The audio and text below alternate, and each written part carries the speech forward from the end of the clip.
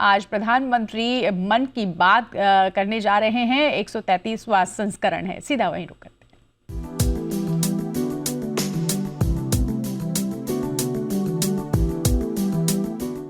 मेरे प्यारे देशवासियों, नमस्कार। मन की बात के एक और एपिसोड में आप सबसे जुड़कर खुशी हो रही है। इधर बीच चुनाव की भागदौड़ रही है, लेकिन आपके पत्रों और संदेशों के माध्यम से हमने देश और देशवासियों की उपलब्धियों पर एक दूसरे से अपनी खुशियां साझा भी की है। इस बार मन की बात की शुरुआत देश की एक ऐसी ही बहुत बड़ी उपलब्धि से करते हैं।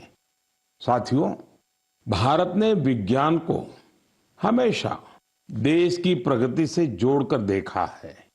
इसी सोच के साथ हमारे वैज्ञानिक सिविल न्यूक्लियर प्रोग्राम को आगे बढ़ा रहे हैं। उनके प्रयासों से यह कार्यक्रम राष्ट्र निर्माण में अहम योगदान दे रहा है। इससे हमारी इंडस्ट्रियल ग्रोथ को, एनर्जी सेक्टर को, हेल्थ केयर सेक्टर को बहुत लाभ हुआ है। खेती किसानी से लेकर आधुनिक इनोवेटर्स को भी भारत के सिविल न्यूक्लियर प्रोग्राम ने बहुत मदद की है। साथियों, कुछ ही दिन पहले हमारे न्यूक्लियर साइंटिस्ट ने एक और बड़ी उपलब्धि से भारत का गौरव बढ़ाया है। तमिलनाडु के कलपक्कम में फास्ट ब्रीडर रिएक्टर ने क्रिटिकलिटी हासिल कर ली है। दरअसल क्रिटिकलिटी वह स्टेज है जिसमें रिएक्टर पहली बार self sustaining nuclear chain reaction में सफलता हासिल करता है। इस स्टेज का मतलब है रिएक्टर का ऑपरेशन फेज में पहुंचना। भारत की न्यूक्लियर एनर्जी जर्नी में एक ऐतिहासिक माइलस्टोन है।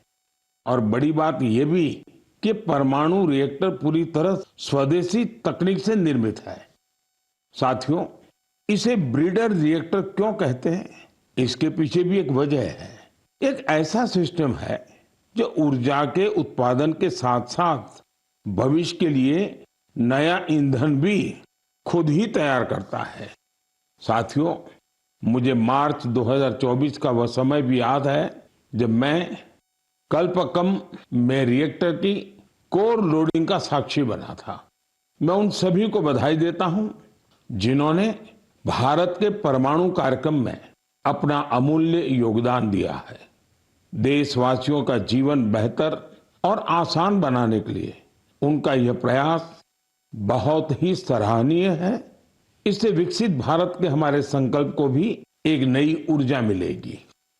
मेरे प्यारे देशवासियों, मन की बात में आज मैं एक ऐसी शक्ति की बात करना चाहता हूं जो अदृश्य है, लेकिन जिसके बिना हमारा जीवन एक पल भी न चले।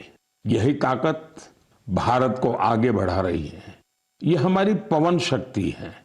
हमारे प्राचीन ग्रंथों में कहा गया है, वायुर्वा इति व्यष्टिः वायुर्वै समष्टिः, अर्थात वायु सिर्फ एक तत्व नहीं है, यह जीवन की ऊर्जा है, यह समष्टि की शक्ति है। साथियों, आज यही पवन शक्ति भारत के विकास की नई कहानी लिख रही है। भारत ने हाल ही में पवन ऊर्जा यानी विंड एनर्जी में बड़ी उपलब्धि हासिल की है।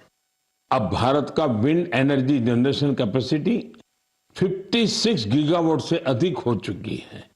पिछले एक साल में ही करीब 6 गीगावाट नई क्षमता जुड़ी है। विंड एनर्जी में भारत तेजी से आगे बढ़ रहा है और दुनिया भी हमारी तरफ देख रही है। साथियों, आज भारत विंड एनर्जी कैपेसिटी में दुनिया में चौथे स्थान पर है।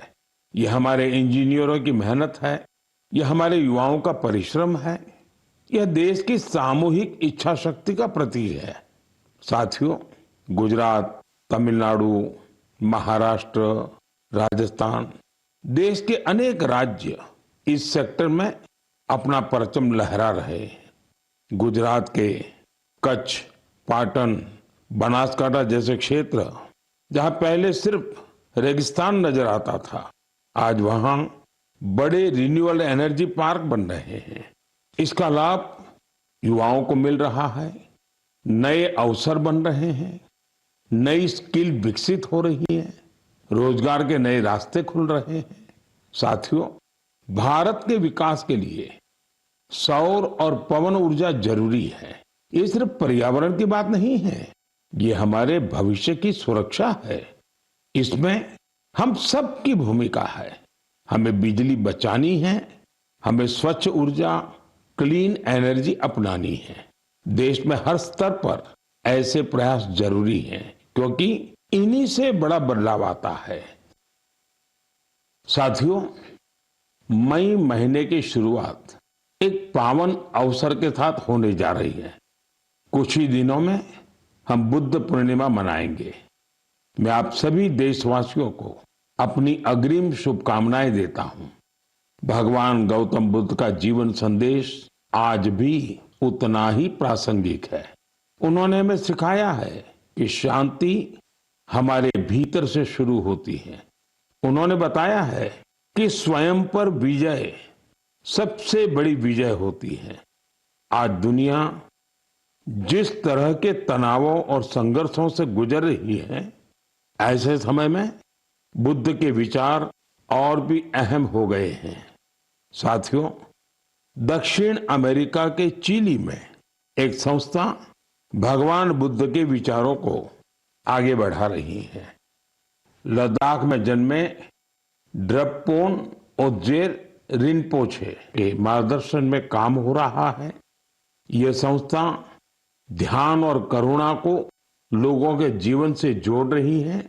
कोची गुआज घाटी में बना स्तूप लोगों को शांति का अनुभव कराता है। वाकई यह देखकर गर्व होता है। भारत की प्राचीन धारा दुनिया तक पहुंच रही है। दूर दराज के लोग भी इससे जुड़ रहे हैं। साथियों, बौद्ध परंपरा हमें प्रकृति से जुड़ना भी सिखाती है। भगवान बुद्ध को ज्ञान एक वृक्ष के नीचे मिला था। प्रकृति हमारे जीवन का अभिन्न हिस्सा है। देश में भी ऐसे प्रयास हो रहे हैं। कर्नाटका में कर्मा मोनेस्ट्री इसका अच्छा उदाहरण है। यह मठ एक जीवंत वन क्षेत्र है जो 100 एकड़ में फैला है। इस वन में 700 से अधिक देसी वृक्षों को संरक्षित किया गया है।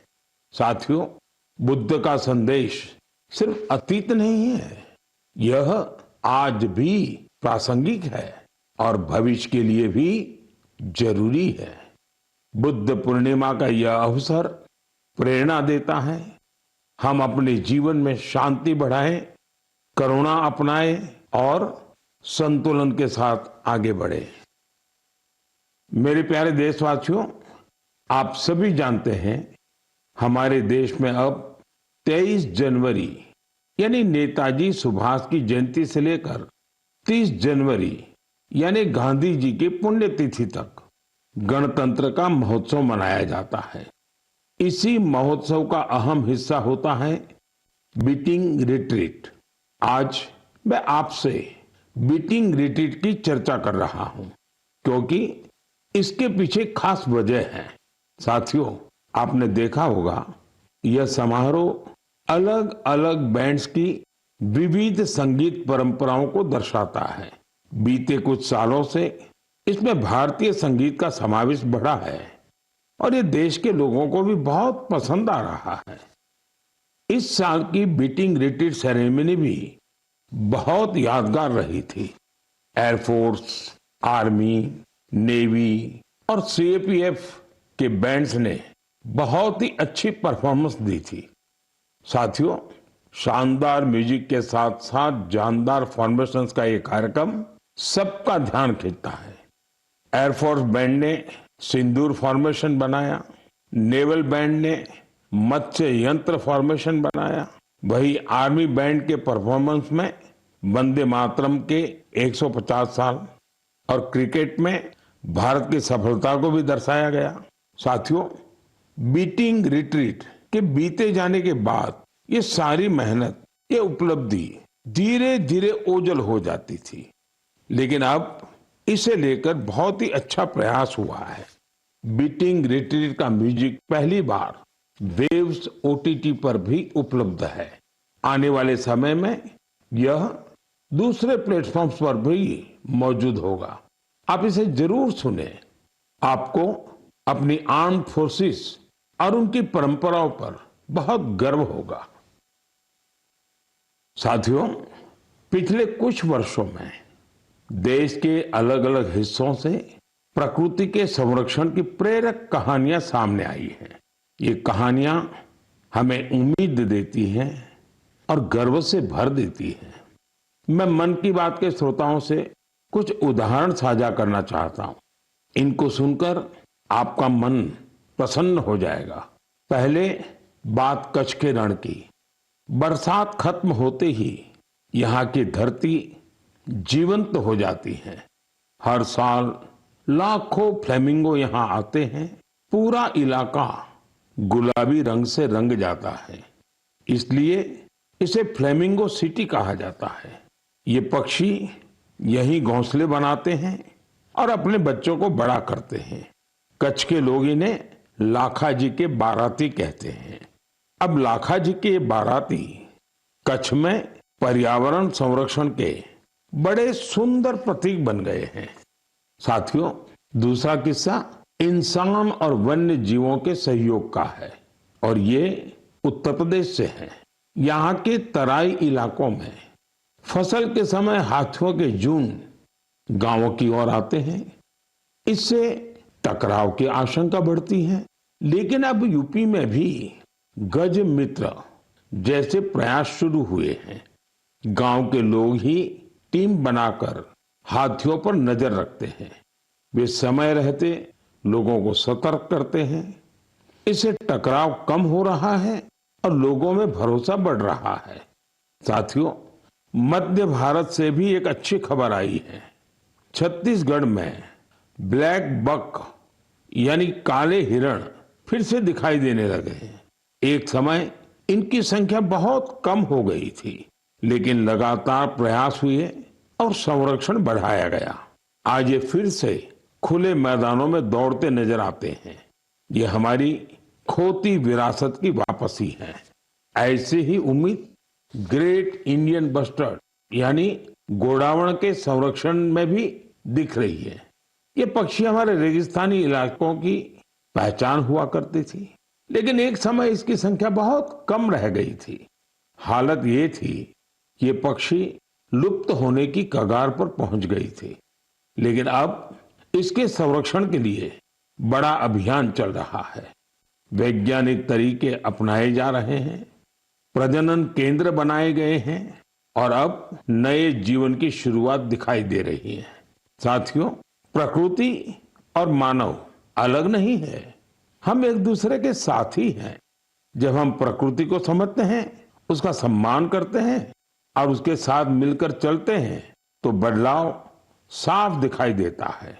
आज यही बदलाव देश के कोने कोने से नई उम्मीद बनकर सामने आ रहा है। मेरे प्यारे देशवासियों, नॉर्थ ईस्ट हम सब के लिए अष्टलक्ष्मी है। यहाँ भरपूर टैलेंट है और नॉर्थ ईस्ट की प्राकृतिक सुंदरता भी सबका ध्यान खींचती है। मन की बात में भी हम अक्सर नॉर्थ ईस्ट के लोगों की उपलब्धियों पर चर्चा करते आए हैं। आज ऐसी ही एक और उपलब्धि की मैं आपसे चर्चा करूंगा और वो है बैम्बू सेक्टर में नॉर्थ ईस्ट की सफलता। साथियों, जिस चीज को कभी बोझ के रूप में देखा जाता था, वह आज रोजगार, कारोबार और इनोवेशन को नई गति दे रही है। हमारी माताएं, बहनें इसकी सबसे बड़ी लाभार्थी हैं। आपको ये जानकर हैरानी होगी कि बैम्बू की परिभाषा बदल देने से कितना बड़ा परिवर्तन आया है। साथियों, अंग्रेजों के बनाए कानून के हिसाब से बैम्बू को पेड़ के रूप में परिभाषित किया गया था और इससे जुड़े नियम बहुत कड़े थे। कहीं पर भी बैम्बू को ले जाना बहुत मुश्किल था। ऐसे में यहाँ के लोग बांस से जुड़े काम धंधे से दूर होते गए। साथियों, साल 2017 में कानून में बदलाव करके हमने बैम्बू को पेड़ की कैटेगरी से बाहर किया, जिसके नतीजे सबके सामने हैं। आज पूरे नॉर्थ ईस्ट में बैम्बू सेक्टर फल फूल रहा है। लोग लगातार इनोवेशन करके इसमें वैल्यू एडिशन कर रहे हैं। साथियों, त्रिपुरा के गोमती डिस्ट्रिक्ट के विजय सूत्रधार और साउथ त्रिपुरा के प्रदीप चक्रवर्ती, उन्हीं की बात कर रहे। इन्होंने नए कानूनों को अपने लिए एक बड़े अवसर के रूप में देखा। फिर इन्होंने अपने काम को टेक्नोलॉजी से जोड़ा। आज वे पहले से कहीं बेहतर और कहीं ज्यादा बांस के उत्पाद बना रहे हैं। नागालैंड के दिमापुर और आसपास के इलाकों में कई ऐसे सेल्फ हेल्प ग्रुप्स हैं जिन्होंने बैम्बू से जुड़े फूड प्रोडक्ट्स में वैल्यू एडिशन किया है। वहां खोरोलो क्रिएटिव क्राफ्ट जैसी टीमें भी हैं जो बांस के फर्नीचर और हैंडीक्राफ्ट पर काम कर रही है। साथियों, मिजोरम के मामित जिले में ऐसी टीमें हैं जो बांस के टिश्यू कल्चर और पॉली हाउस मैनेजमेंट पर काम कर रही है।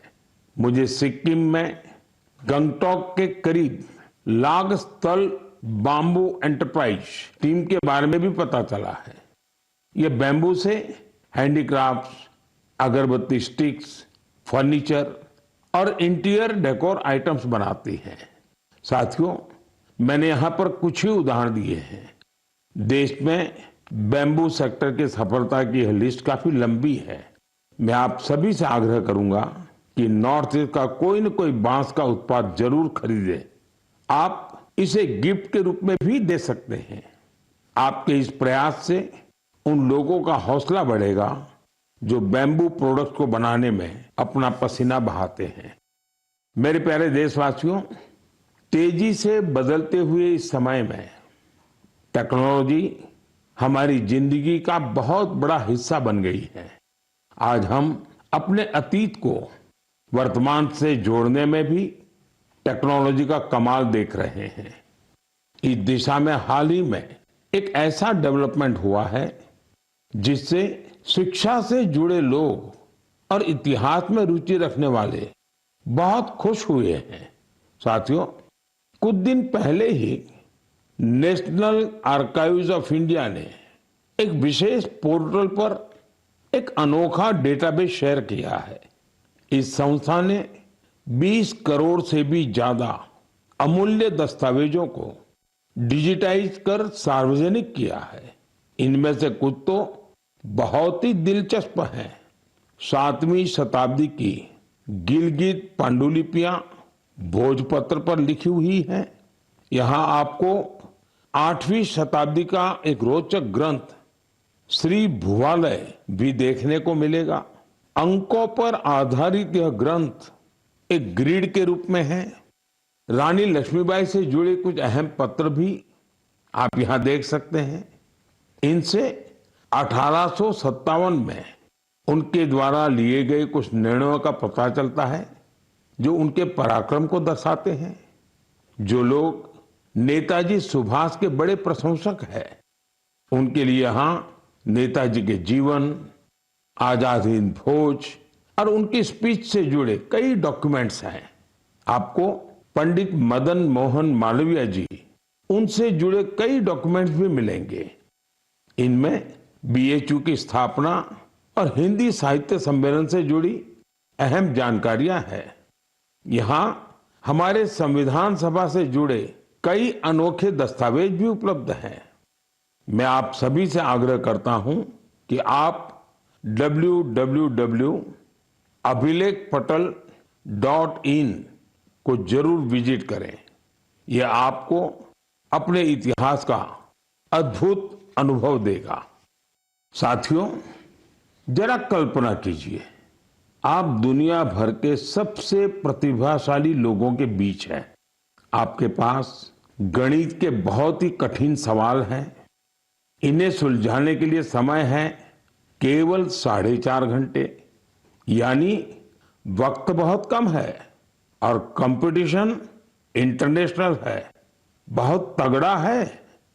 ऐसी स्थिति में नर्वस होना बहुत स्वाभाविक है, लेकिन इन्हीं परिस्थितियों में हमारी बेटियों ने कमाल कर दिया।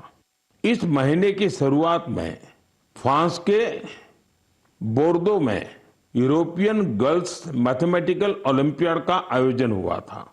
मैथ्स में गहरी रुचि रखने वाली स्कूली छात्राओं के लिए यह एक बड़ी प्रतियोगिता थी। यह दुनिया के सबसे सम्मानित प्रतियोगिताओं में से एक है। इस ओलंपियाड में हमारी बेटियों ने अब तक का सबसे बेहतरीन प्रदर्शन किया। मुझे इस प्रतिभाशाली टीम पर बहुत गर्व है। इसमें मुंबई की श्रेया मुंदड़ा, तिरुवनंतपुरम की संजना चाको, चेन्नई की शिवानी भरत कुमार और कोलकाता की श्रीमोई बेरा शामिल थी। इसमें हमारी टीम विश्व में छठे स्थान पर रही। श्रेया ने गोल्ड मेडल जीतकर इतिहास रच दिया, संजना ने सिल्वर तो शिवानी ने ब्रॉन्ज मेडल अपने नाम किया। साथियों, इस ओलंपियाड के लिए भारत में जो सिलेक्शन की प्रक्रिया है वो अपने आप में बहुत कठिन है। इसका एक मल्टी स्टेज सिलेक्शन प्रोसेस है। इसमें रीजनल, स्टेट और नेशनल लेवल पर कठिन चुनौतियों को पार करना होता है। इसके बाद सबसे बेहतर प्रदर्शन करने वाली छात्राएं 1 महीने के मैथमेटिक्स ट्रेनिंग कैंप में शामिल होती हैं। यह camp Tata institute of fundamental research के Homi Bhabha centre for science education में आयोजित होता है। इस कैंप के आखिर में टीम सिलेक्शन टेस्ट होता है। इसमें परफॉर्मेंस के आधार पर ही भारत की टीम चुनी जाती है। साथियों, हर वर्ष देश भर की करीब 6 लाख स्टूडेंट्स इस मैथमेटिकल ओलंपियाड प्रोग्राम में हिस्सा लेती हैं। समय के साथ यह संख्या लगातार बढ़ रही है।